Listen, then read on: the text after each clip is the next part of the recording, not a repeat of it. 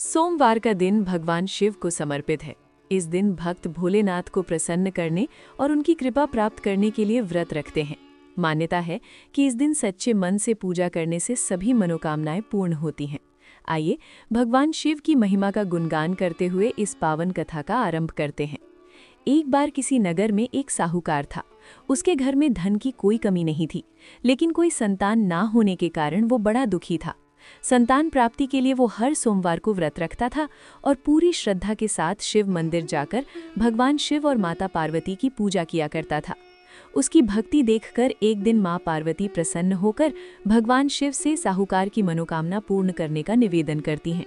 पार्वती जी के आग्रह पर भगवान शिव ने कहा, हे देवी, इस संसार में हर प्राणी को उसके कर्मों का फल मिलता है और जिसके भाग्य में जो हो उसे भोगना ही पड़ता है।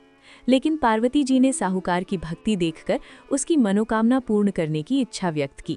माता पार्वती के आग्रह पर भगवान शिव ने साहूकार को पुत्र प्राप्ति का वरदान तो दिया, लेकिन उन्होंने बताया कि ये बालक केवल 12 वर्षों तक ही जीवित रहेगा।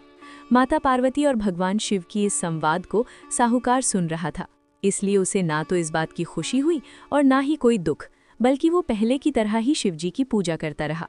कुछ समय के बाद साहूकार की पत्नी ने एक पुत्र को जन्म दिया। जब वो बालक 11 वर्ष का हुआ तो उसे पढ़ने के लिए काशी भेज दिया गया।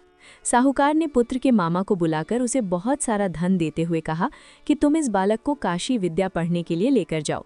तुम लोग रास्ते में यज्ञ कराते जाना और ब्राह्मणों को भोजन दक्षिणा देते हुए जाना। दोनों मामा भांजे इसी तरह यज्ञ कराते और ब्राह्मणों को दान दक्षिणा देते काशी नगरी निकल पड़े। इस दौरान रात में एक नगर पड़ा जहां नगर के राजा की कन्या का विवाह था, लेकिन जिस राजकुमार से उसका विवाह होने वाला था वो एक आंख से काना था। राजकुमार के पिता ने अपने पुत्र के काना होने की बात को छुपाने के लिए सोचा, क्यों ना उस साहूकार के पुत्र को दूल्हा बनाकर राजकुमारी से विवाह करा दूं और विवाह के बाद इसको धन देकर विदा कर दूंगा और राजकुमारी को अपने नगर ले आऊंगा। लड़के को दूल्हे के वस्त्र पहनाकर राजकुमारी से विवाह करा दिया गया। साहूकार का पुत्र ईमानदार था, उसे ये बात सही नहीं लगी, इसलिए उसने अवसर पाकर राजकुमारी के दुपट्टे पर लिख दिया कि तुम्हारा विवाह तो मेरे साथ हुआ है, लेकिन जिस राजकुमार के संग तुम्हें भेजा जाएगा वो एक आंख से काना है। मैं तो काशी विद्या पढ़ने जा रहा हूँ। जब राजकुमारी ने चुन्नी पर लिखी बातें पढ़ी तो उसने अपने माता पिता को ये बात बताई। राजा ने अपनी पुत्री को विदा नहीं किया, फिर बारात वापस चली गई।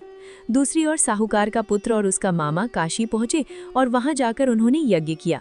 जिस दिन साहूकार का पुत्र 12 वर्ष का हुआ उस दिन भी यज्ञ का आयोजन था। लड़के ने अपने मामा से कहा कि मेरी तबीयत कुछ ठीक नहीं है। मामा ने कहा, तुम अंदर जाकर आराम कर लो।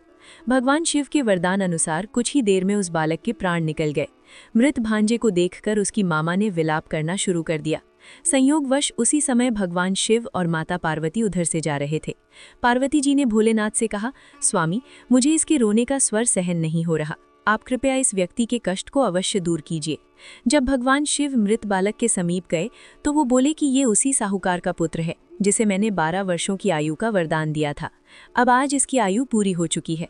लेकिन मातृभाव से विभोर माता पार्वती जी कहने लगी, हे महादेव, आप इस बालक को और आयु देने की कृपा करें, नहीं तो इसके वियोग में इसके माता पिता भी तड़प तड़प कर मर जाएंगे।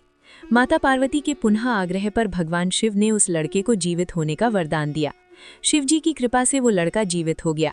शिक्षा पूरी करके लड़का मामा के साथ अपने नगर की ओर वापस चल पड़ा।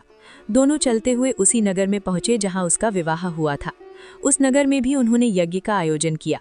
उस लड़के के ससुर ने उसे पहचान लिया और महल में ले जाकर उसकी खूब आवभगत की और अपनी पुत्री को धूमधाम से विदा कर दिया। इधर साहूकार और उसकी पत्नी भूखे प्यासे रहकर अपने बेटे की प्रतीक्षा कर रहे थे। उन्होंने प्रण कर रखा था कि अगर उन्हें अपने बेटे की मृत्यु का समाचार मिला तो वो भी प्राण त्याग देंगे, परंतु अपने बेटे के जीवित होने का समाचार पाकर वे बेहद प्रसन्न हुए। उसी रात भगवान शिव ने साहूकार के स्वप्न में आकर कहा, हे श्रेष्ठी, मैंने तेरे सोमवार के व्रत करने और व्रत कथा सुनने से प्रसन्न होकर तेरे पुत्र को लंबी आयु प्रदान की है। इसी प्रकार जो कोई सोमवार व्रत करता है या कथा सुनता और पढ़ता है उसके सभी दुख दूर होते हैं और सभी मनोकामनाएं पूर्ण होती हैं।